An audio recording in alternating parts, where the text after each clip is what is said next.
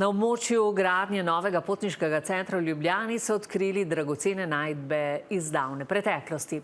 Arheologi na tem območju izkopavajo grobove iz stare Emone, ki pričajo o zgodovini mesta in ljudi, ki so ga gradili. Janez Usenik. Stari Emonci so skoraj 2000 let mirno počivali tule sredi mesta. No, zdaj pa je naša generacija potrkala na njihova vrata in dejala egnoske novom kanali Purgamentorum Gemus. Zato dovolite, da pokukamo v vaša zadnja bivališča. No, kar smo tam odkrili, navdušuje. So vsi do sedaj odkriti grobovi, precej bogati, veliko je steklenega posodja, importirano, uvoženo keramično posodje. Kajti Emona nikakor ni bila revno mesto. Emona je sodila še v 10. regijo, v bistvu same Italije, samega osrčja imperija, tako da, ja, seveda.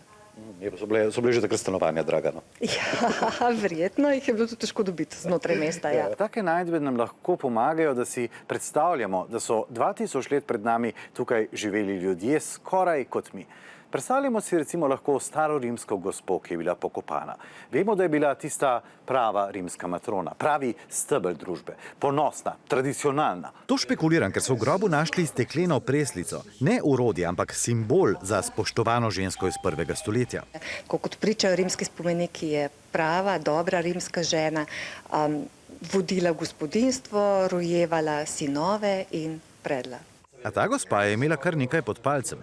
To je bila verjetno tista stvar, na katero so bili sosedje fovš, ko je pokazala. Res je. Gre za res izjemen kos. Ni pa treba, da je predmet drag, da je danes dragocen. Tile ostanki vrča so navdušili, ker je na njih sled napisa.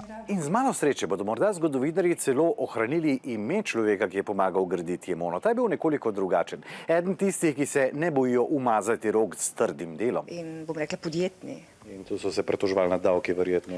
Verjetno. Nad cenami prevoza, ne? In preden vprašate, danes starim Emoncem nimamo kaj zameriti. Zaradi njih, pravijo arheologi, se gradbena dela tu ne bodo zavlekla. Mi se premikamo iz enega dela na drugi, tako omogočamo gradbenikom, da pridejo z nami in istočasno praktično izvajamo vsak svoj del. In oni nam gotovo ne zamerjajo, da smo zmotili njihov počitek. Ne nazadnje grobove so postavili prav zato, da bi se jih kdo spominjal. In spomin na te ljudi se bo zdaj ohranil v muzeju. Tako je, zavedno.